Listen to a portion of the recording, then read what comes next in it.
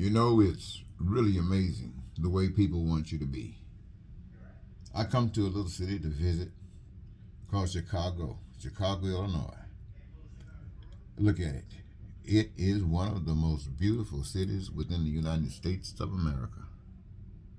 Sure, Chicago, like all cities, got its problems, but its architectural structure is just an immense measure of the imagination. I wish I could show you more, but it's just that at this moment, I'm behind a curtain in a hotel because I want to say a word or two to you, and I want you to get this image of this picture. And yet, when I move this curtain all the way, all you see is a reflection of the pictures on the wall in this hotel room. But I want you to know, ladies and gentlemen, as spokesman and advocate of basic human rights for all people, I want you to know that there are some crazy things going on. But at the same time, they merit discussion. What would you like to see done in this country? I listen to all of the stuff that people are saying about it. And yet, the only thing I think of is a way to make things beautiful. You know, I understand that life is what it is. Understand that we really have been so deceived that we are about as lost is lost. And when I say that, I mean we don't understand what's going on. We don't understand the situation we find ourselves in. And as a product of that, we find ourselves being manipulated, controlled, and really abused in every way possible. And yet there is an answer. There is a solution. That problem is the understanding that there is something more that's missing, really, because that doesn't work for you. It's absent.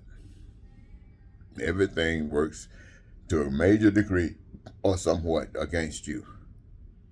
And that means it's not for you. And if it's not for you, it does not supposed to exist. We've been educated to blame ourselves, but the truth of the matter is we allow problems to happen because there are those that benefit within the system being designed in such a way that it can protect those that are being protected. Well,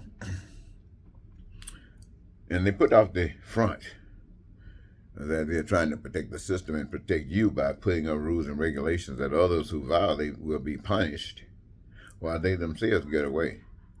But it is sufficient enough to keep most people from doing it, and yet the prisons are overflowing with that.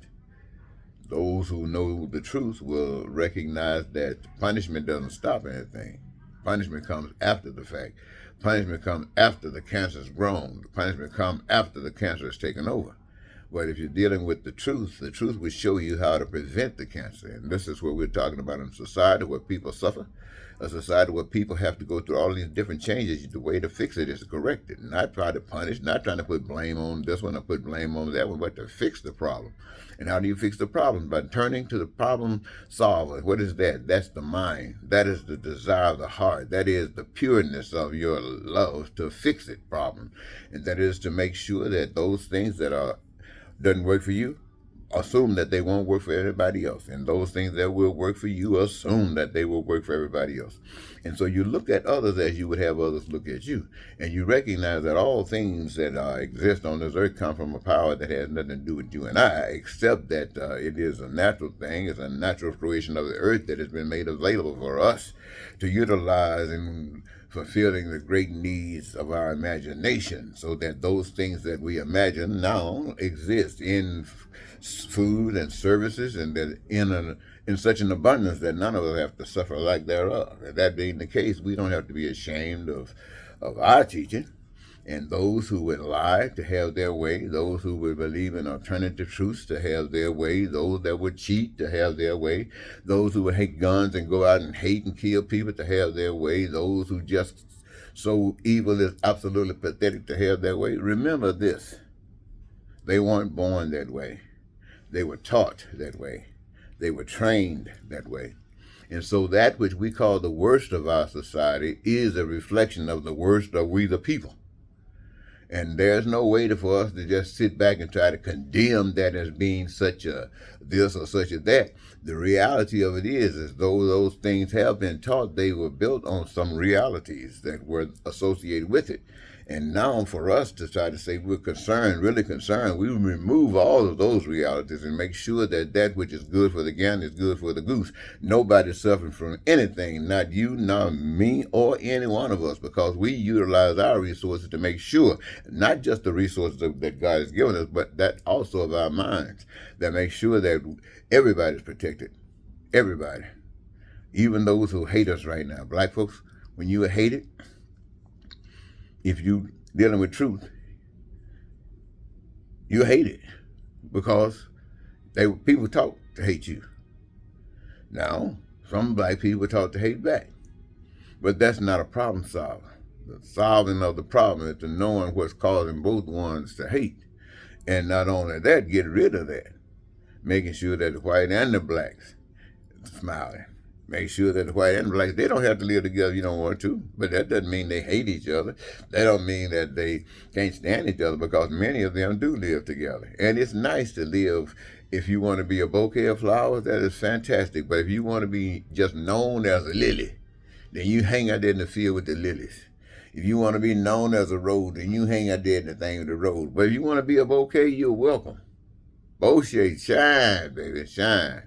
And then roses, in your uniqueness out there, shine. Hey, lilies out there, your uniqueness, shine. Everybody loves you.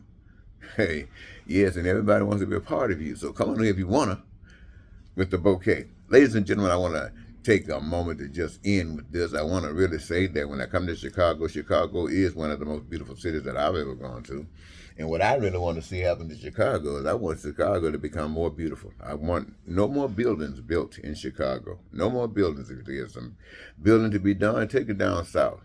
Take it to those small towns that used to be vibrant, but now just die. Go down there and do something like that. I envision, my friends, that everybody could go to work. At least 3/4 of our society is constantly working. If you are taking care of your children, that's a job. We call that working. If you're cleaning up your house, that's a job. We call that working. Anything that you do to facilitate the uniqueness and the beauty of this living is a job, but we want you to choose that which gives you your greatest joy. And by doing that, you will be entitled and have access to out of everything that exists. You will have from it what you want, what you need, or what you desire. This is the gift of love. This is the gift of compassion. This is the gift of God, because only God can love you like that. But it's going to take you to agree with God to make it happen. Till next time, this is Eddie Marcus saying goodbye for now.